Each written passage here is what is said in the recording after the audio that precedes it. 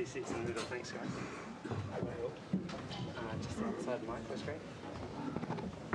Oh, sorry. What do you want to do now? Okay.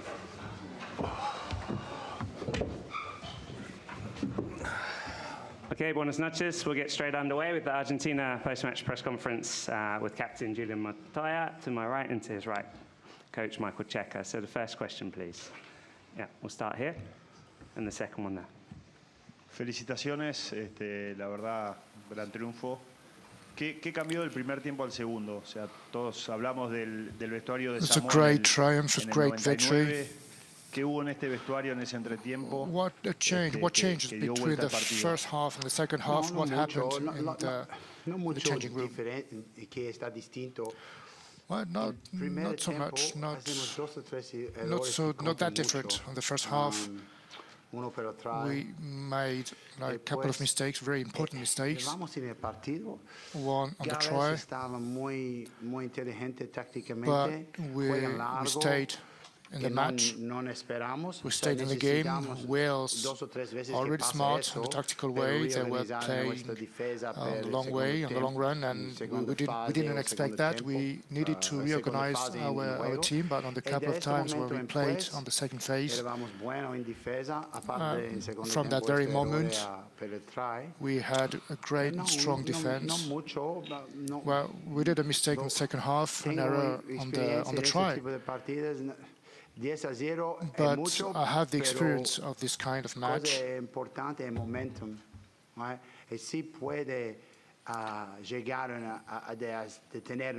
What's important is to keep playing forward, to have a positive impulse, and to score points as quickly as possible. That exactly was the most important. It was not that different compared to the other matches. Our physical training sessions paid, and that explains the result. Congratulations, first of all, for this result. How are you feeling? Michael, you're back on semi-final.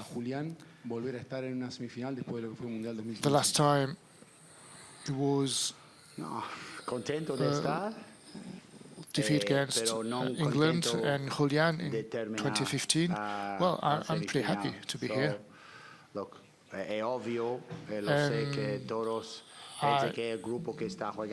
Semi-final wouldn't be the end. That's what I'm expecting. That sounds pretty obvious, but the teams who are playing in Paris looks to be already in semi-finals, finals, and I'm pretty happy about the results today. And in a couple of days, we are going to start and prepare ourselves for this semi-final. We are really happy to be in semi-final, but that's not the final step. We want to go further. Obviously, yes, I totally agree with Michael. I'm pretty proud of everything we did this week. Next week will be a short week of preparation for the semi-final.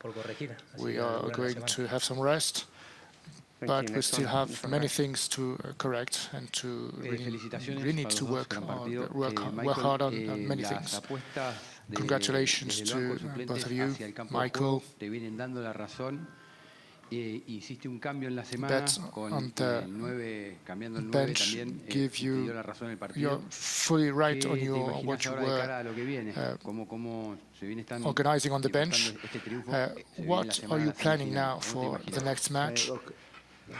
Well, I'm sure you are going to prepare this victory, but you are going to prepare the semi-final pretty soon, right? Okay, so as I said already,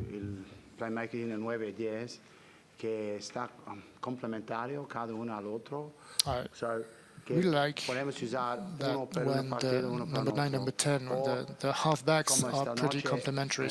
We can use one on a match, the other for the other match, and as we did tonight, it's a kind of a half match, a half game. When they are tired, we change those players. We are giving new players in the halfbacks. Hugo Sanchez, with his 100th selections, is going on the pitch, and we talk about that when it works really well or when it works really bad. But anyway, that's part of the match, that's part of the game. They need to be strongly connected. Even though today he didn't have the opportunity to play, to have the ball in hand, no, that's not a problem. It depends on many different outer elements. But the number 10, who's not on the bench, who's not on the pitch, has a huge role to play. And we are all, they are all really eager to play. They really want to play. They know that they are always useful. They can help now. They can help at all time. Now we are in the top 4. Juli, Michael, felicitaciones. So I think we can do, anything can happen, so we can do everything. Congrats to both of you. All Argentina is with you. Michael, you're Australian, but as coach of Argentina, how did you leave that? Thank you. And as usual, I want to thank all the people who came here, all the people who were not able to come here. I'm really thankful to all the people who are supporting us. We are wearing that jersey, but we know that we are many more than 33 players. Michael is the first of them, and every single player, all the staff, and all the fans, all the people who support us, we are fully aware of that. Because they're having such a good time in the game, it's crazy to fans, you know what I mean? Moments in the match where I wanted to go on the pitch with them. It was so beautiful, so strong. It's like, it's unbelievable. That's the best that can happen to me. The movements, the passion, it's fantastic. Michael, when you look back to the first match of the tournament and the way you played in defeat to a 14-man England who were themselves in very bad form, how do you explain the turnaround that has brought you to the semi-finals? Oh, no, I don't think it's a turnaround, mate. I think in these tournaments you learn. Like, depends on your draw, how you approach the tournament, how you build into it, what you think your team can do, you know. And I've come to this tournament with different draws at different times. Like when I say the draw, like who you play first, who you play second, etc., etc. And I felt like we had a light prep because we wanted to try. We know what our squad looks like in the build-up. We didn't play a lot of games. We knew that first game would be a bit rough for us, and we learnt a lot because there was a lot of first-time World Cuppers in there in that game, and I think they learnt a lot from that game around, you know, handling, well, what is knockout footy in the one game that there wasn't knockout, right? Every game since has been knockout. So I don't think there's been some radical turnaround. I think that we just built off what we learnt, tried to be a bit better at in the next game, and then try and be a bit, and it's not linear either. It's not going to keep going up. It goes down and up and down, you know, but all that work you put in as a foundation is what you bank on in this tournament, you know what I mean? And you've got to look at it with your playing roster, the teams you're going to play, what the turnaround times are and all that type of stuff, and just try and plan it out so it works. And we're starting to get a bit of flow, but one thing the team's always got is lots of fight. Even that day against England, we showed lots of fight. We just didn't handle the occasion that well, you know? We still gave it plenty. And, you know, you've got to remember in that game was 9 kicks, like we didn't give up a try. So there's things in there that we could take and build on and go from there. So nothing major as far as the turnaround's concerned, just trying to learn from the things that we got in that game and take it to the next one and so on and so forth. Thanks, front row. Julián, primero que nada, bueno, felicitaciones. Después quería preguntarte, en un partido tan parejo, por ahí los dos tries de Gales llegan quizás en los buenos momentos de los Pumas. ¿Cómo se vivió desde adentro? ¿Cómo hicieron ustedes para mantener la confianza y el nivel Pumas para no caerse en esos momentos? Best momentum. Bueno, muchas gracias primero. How did you manage to keep on trusting in each other? Well, thank you very much. Y sabemos que esos momentos van a pasar en el partido. El tema es cómo respondemos de los momentos difíciles, cómo rezamos el momento difícil y salimos juntos. Y creo que ahí está la confianza y la cohesión que hay en el grupo. Obviamente un montón de cosas por mejorar de cara a la semi y vamos a trabajar en la semana, pero es confiando en lo que estamos haciendo y nada, un error puede pasar. El tema cómo reaccionamos. Por el momento tuvimos momentum, después fully confident. A mistake can happen, but what's important here is really to react well. We took some hit, was tough, but we were able to keep on fighting until the end. Felicitaciones a Cheika. Es la segunda semifinal Congrats. que llega en un mundial. Question to Michael. This is the second semi-final, one with Australia, the second one with Argentina. What makes it so special for this one? How to prepare a team before? How are you going to prepare this team before the semi-final? Well, it's always different. In 2015, we were playing in the same stadium. Was easy to prepare. The recovery was easier. In 2023, we've been told, I don't know why, we cannot go there before Monday. We are not going to do anything tomorrow. On Monday, we are going to travel on Monday, so we are going to lose one day in preparation, and the other team will obviously already be in Paris waiting for their semi-final. So this will have to change.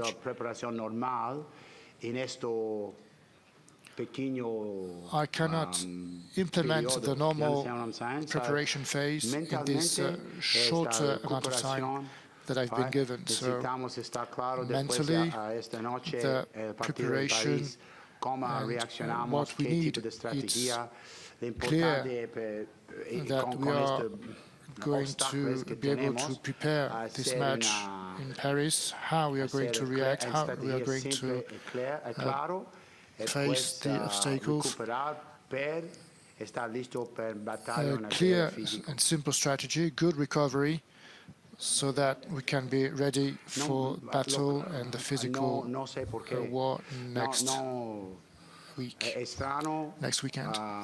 The interpreter didn't hear the question.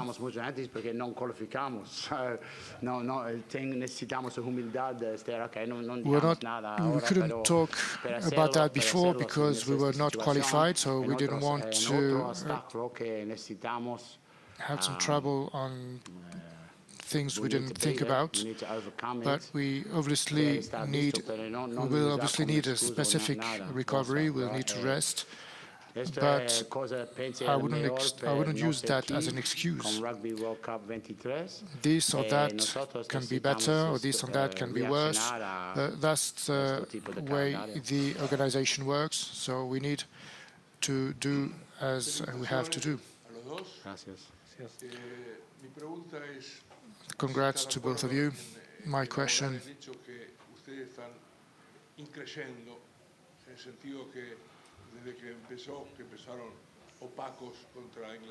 you are in a continued progression since you started with against England. Do you agree on this vision of your progression? Yes, that's right. That's, as I said, it's not linear. There are ups and downs. one needs to understand that there are some obstacles, there are some problems. We have to face them and to solve them. That's how we can get ready for next match. Regarding our qualification, want to keep on improving our game and get rid of the obstacles. But we cannot say, okay, this week we are going to grow 3 points, next week 4 points, or whatever. No, we are focusing on the problems to have the best possible intensity on the pitch. Question to Julian. What did you say to Moroni?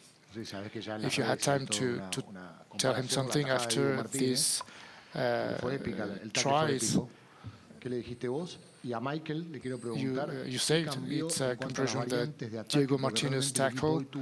And question to Michael, what has changed in your attack? There were some variations we didn't see in any match during this World Cup so far, even though it was complicated. Well, I wasn't on the pitch when he did his tackle, but that was fantastic. There are 15 starting players. The other players finished the match. What is great is that all the players finished the match. And yeah, social network in 4 weeks ago were the worst, and well, today we are the best. Well, that's it. What really matters is our friends, our family. Now we need to recover physically, mentally. We will be traveling on Monday, and what we can do as a team, we will do it. And yes, this tackle is fantastic. Obviously. Regarding the attack variations, we are working restlessly on new systems, new tackling systems, even though with the kicking game, even though on the kicking game, so it's important, we must be unpredictable. And next week we will be even more unpredictable because the other teams will be afraid of us. But on what match, depending on the opponent, what really matters is really to know what technique to improve, depending on the match, on the game, and take every single opportunity. When we see it, bam, we go. And that's exactly how we can work on the variations. It's exactly what we've been working on. I see many things that I liked regarding about the ruck, about the repositioning. I'm really happy globally. This match, our attack. Thank you, gentlemen. Really put them under pressure, and I'm really proud and happy about that. Minutes with 10 players and assistant coach. Thank you. Gracias. Gracias.